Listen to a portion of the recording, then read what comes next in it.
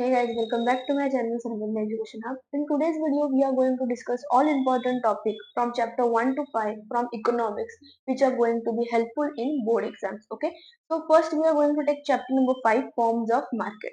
So without wasting time, let's start with our chapter. So इस chapter में आपको क्या important रखना है? Definition. ठीक है, definition of market. तो मैं हर टाइम एक ही चीज बोलती हूँ कि definition should be exactly same. उसमें कुछ भी change नहीं होना चाहिए. मीनिंग में आप आपके ओन वर्ड्स में लिख सकते हो. ठीक है, अभी सेकंड नंबर आता है बेसिस ऑफ कंपटीशन. उसमें का फर्स्ट है परफेक्ट कंपटीशन. तो यहाँ पे आपको क्या करना है, आपको परफेक्ट कंपटीशन का इंट्रो देना है. केवल आपको फीचर्स लिखने हैं उसके. ठीक है, तो अभी आप इजी इजी फीचर्स ले सकते हैं, जैसे कि homogeneous product, free entry, single price, no government intervention etcetera.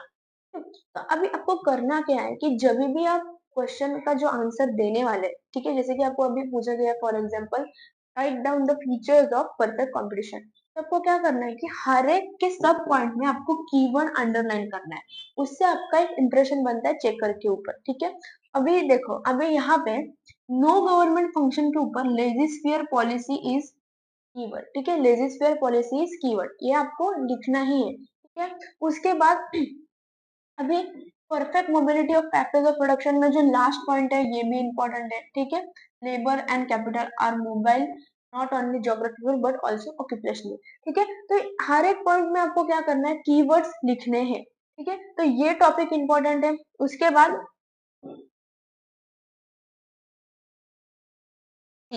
अभी उसके बाद आता है हमारा मोनोपोली टॉपिक. ठीक है, और ये किसके अंडर है ये भी आपको याद रखना है, इम्परफेक्ट कंपटीशन के अंदर. आपको आइदर ऐसा पूछा जा सकता है कि explain imperfect competition and following types of imperfect competition. तो उसके अंदर आता है पहला मोनोपोली, या फिर आपको ऐसा पूछा जा सकता है कि एक्सप्लेन मोनोपोली.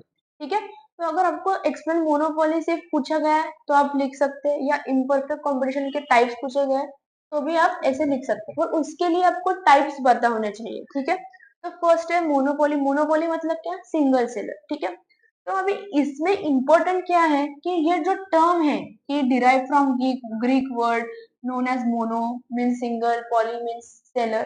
ठीक है, तो ये इंपॉर्टेंट है.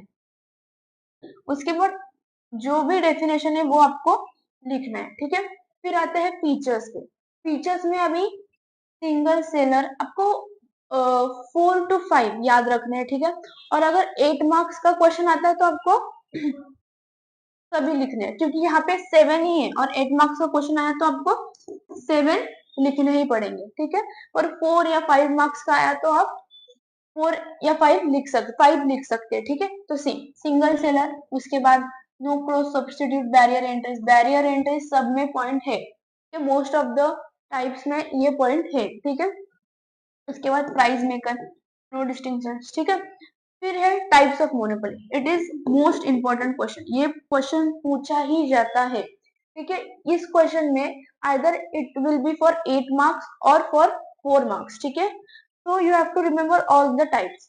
अभी ये जो टाइप्स है ये बहुत ही ज्यादा इजी है. ठीक है, लीगल, पब्लिक, नेचुरल, सिंपल, ये आपको याद रखने. जब आप नोट्स निकालोगे तब आपको प्रॉपरली याद रहेगा. ठीक है, अंडरस्टूड. तो इम्पोर्टेंट है types of monopoly and monopoly के फीचर्स. ओके, चलो नेक्स्ट. नेक्स्ट यहाँ पे इम्पोर्टेंट है सी. यहाँ पे ओलिगोपोली पे ज्यादा फीचर्स नहीं पूछे जाते, सिर्फ ओलिगोपोली का मीनिंग पूछा जाता है. पर इनकेस अगर क्वेश्चन आया तो आप 2-3 या 2 to 4 याद रख सकते हैं. ठीक है, उसके बाद आता है मोनोपोलिस्टिक कंपटीशन. इस पे क्वेश्चंस पूछे जाते हैं, तो आपको इसके सभी पॉइंट्स याद रखने. ठीक है, चलो अभी एक्सरसाइज के अंडर हम देखते हैं. एक्सरसाइज के अंडर जो आपको ये गिवन इकोनॉमिक टर्म्स दिए हैं ये आपको करना है. इसमें का जो सेकंड पॉइंट है ये इंपॉर्टेंट है. ठीक है, ये बहुत बार क्वेश्चन पूछा गया है कि the point where demand and supply curve intersect. उसके बाद फिफ्थ पॉइंट. ठीक है, fifth point and third point most important points from this 5 points. ठीक है, इस 5 में से ये 3 पॉइंट इंपॉर्टेंट है. फिर ये आपको करना है. ठीक है, मतलब जो जो ऑब्जेक्टिव टाइप क्वेश्चन है उसको आप में मतलब जितना आप ज्यादा स्कोर कर सकते हैं उतना आप ट्राई करो कि जितने ऑब्जेक्टिव टाइप क्वेश्चन है उसमें आपको आउट ऑफ मार्क्स लाने ही है, ठीक है। उसके बाद find the odd man out और आंसर इन रिटर्न में जो दिया जाता है वो आपको करना है, क्योंकि हाई चांसेस होते हैं कि ये 8 मार्क्स के लिए पूछा जाता है। सी मोनोपोलिस्टिक कंपटीशन मैंने बोला था ये आता है 8 मार्क्स के लिए, और perfect competition most favourite question is perfect competition, but आपको मोनोपोलिस्टिक कंपटीशन परफेक्ट कंपटीशन करना ही है, ठीक है, इजी।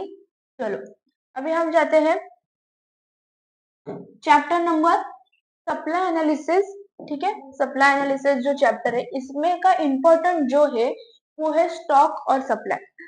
स्टॉक और सप्लाई में डिस्टिंग्विश का क्वेश्चन आते ही है, ठीक है, हाई चांसेस है ये क्वेश्चन आने के, स्टॉक और सप्लाई का डिफरेंशिएट, ठीक है।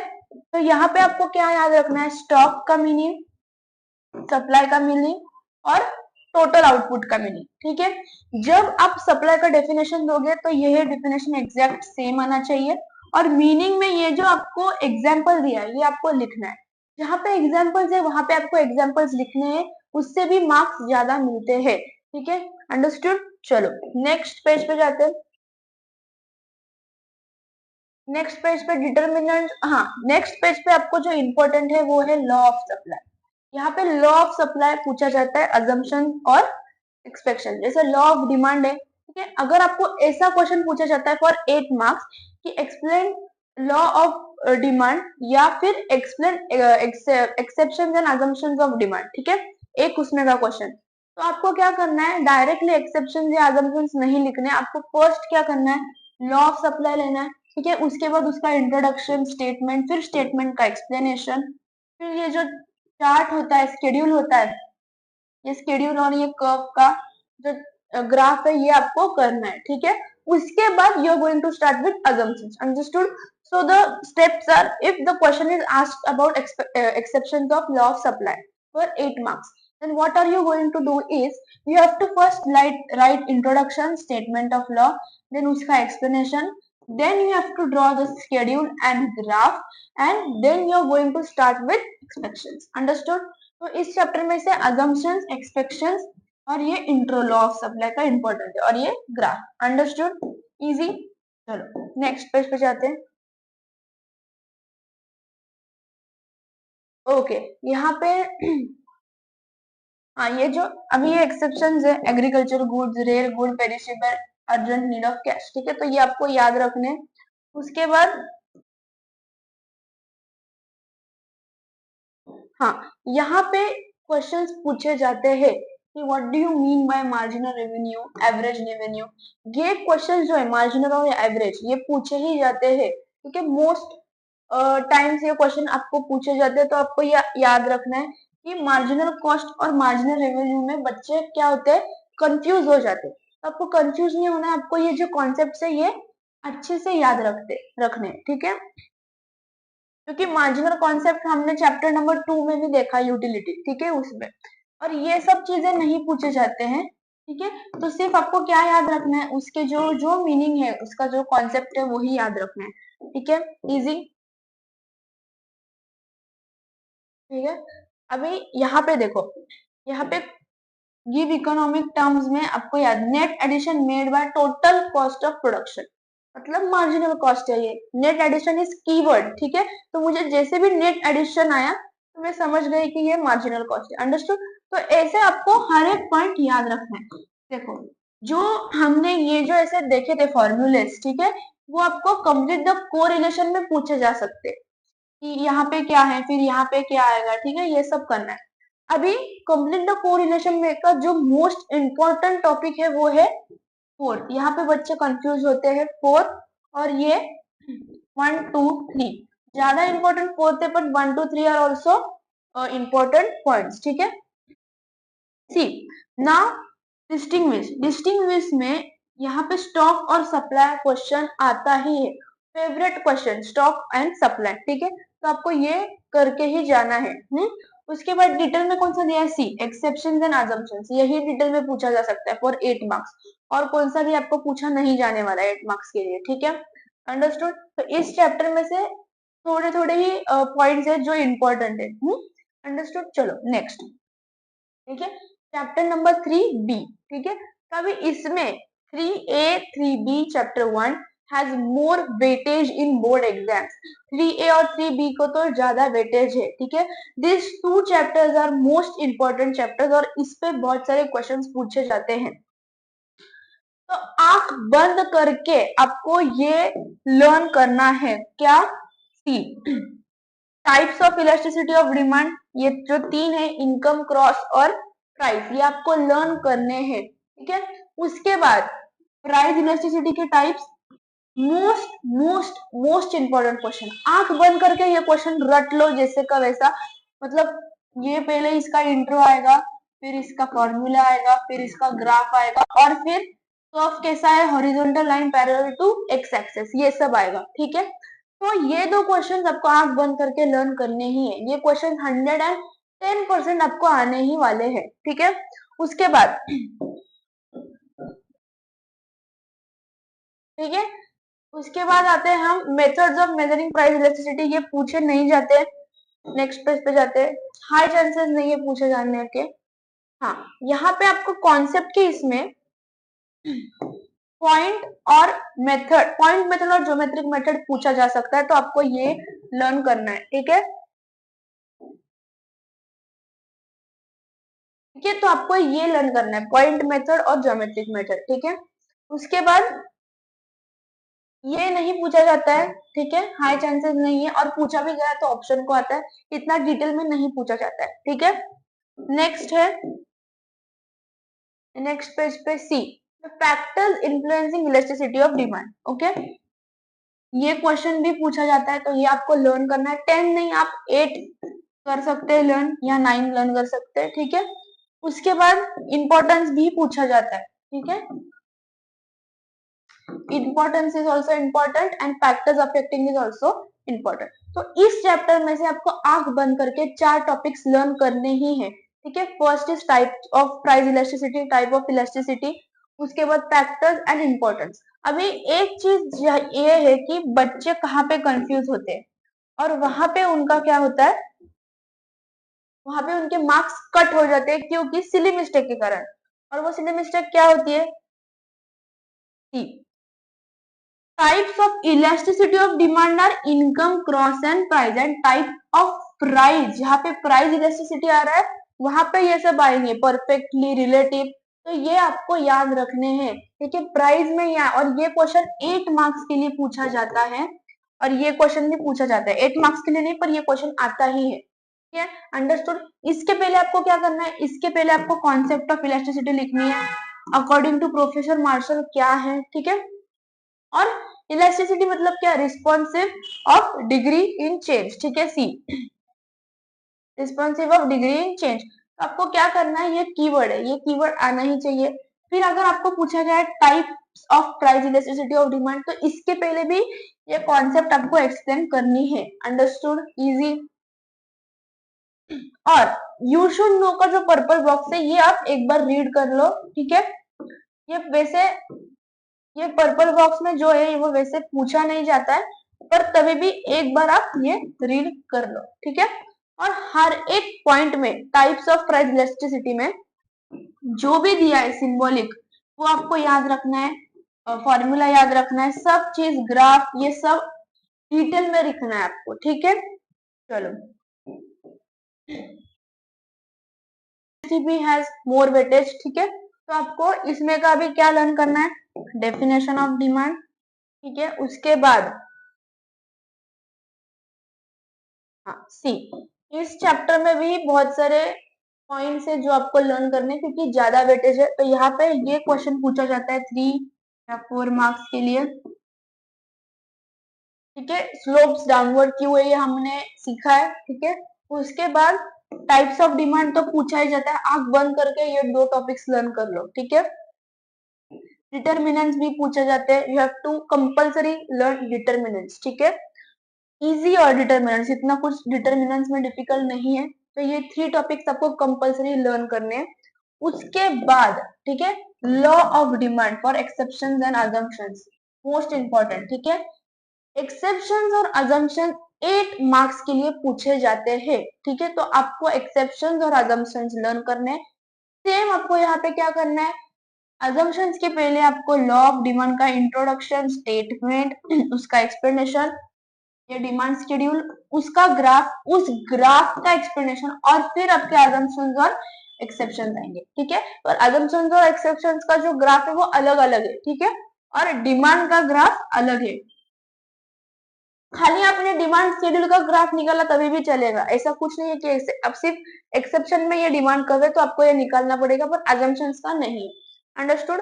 तो ये क्वेश्चंस 100% आपको पूछे जाने वाले हैं, एक्सेप्शंस और अजम्पशंस आपको लर्न करने। एक्सेप्शंस में क्या क्या है, given paradox, inferior goods, Prestige goods, ये सब आपको याद रखना है। ठीक है, उसके बाद है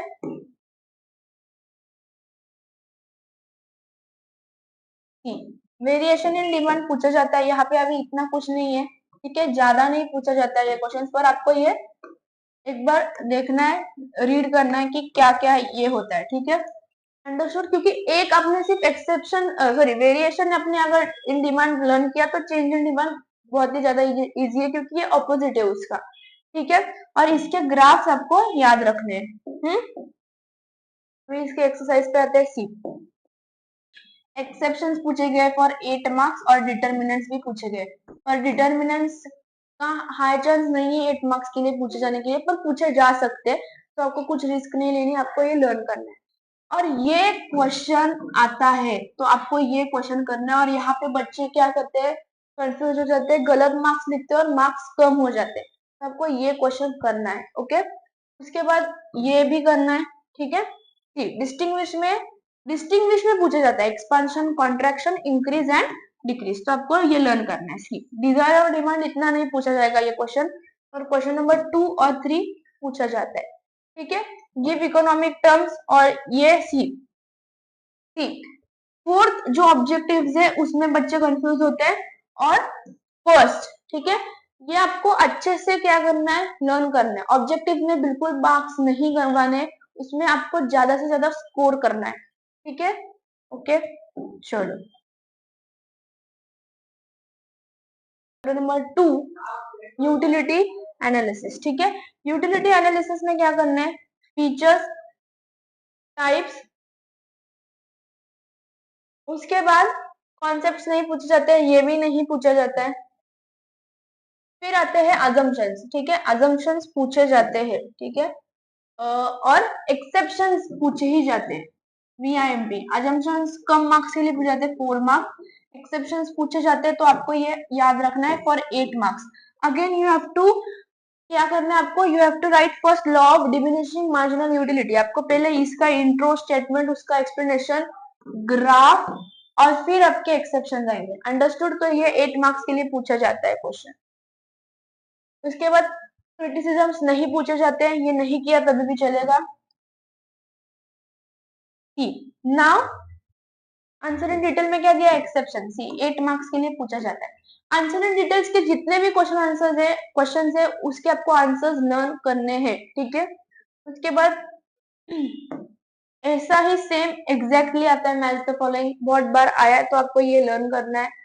फिर question number 3 4 from question number 1 objectives, ये इंपॉर्टेंट है। ठीक है,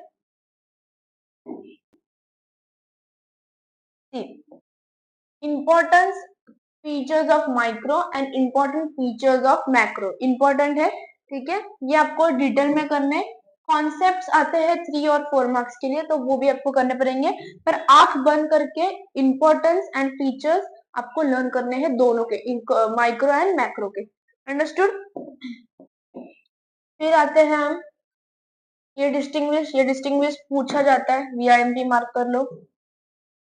तो अभी यहाँ पे आंसर इन डिटेल में क्या दिया है, importance and features of micro and micro. ठीक है, फिर ये कोरिलेशन इंपॉर्टेंट है, और ये आता ही है। ठीक है, ये आता ही है बोर्ड एग्जाम्स में, एक पैटर्न ही होता है सेम ऐसा ही। ठीक है, मतलब पैटर्न में डिस्कस करूंगी, पर ये क्वेश्चन हर टाइम पूछे गए हैं। ठीक है, ये क्वेश्चन इंपॉर्टेंट है, ये क्वेश्चन भी आता है। Method adopted in micro economics कौन सा किया जाता है, स्लाइसिंग मेथड माइक्रो में, मैक्रो में लंपिंग मेथड, अंडरस्टूड? ओके, तो ये सब चीजें आपको